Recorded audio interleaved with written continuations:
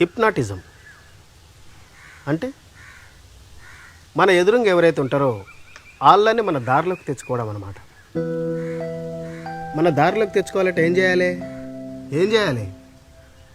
ముందు వాళ్ళు మన మాట వినాలి. అవునా కాదా? ఎస్. కాబట్టి మీలో నా మాటనే షార్ప్గా ఉండేవాళ్ళు కావాలి. షార్ప్గా ఎవరున్నారో నేను చెప్తాను. Close your eyes.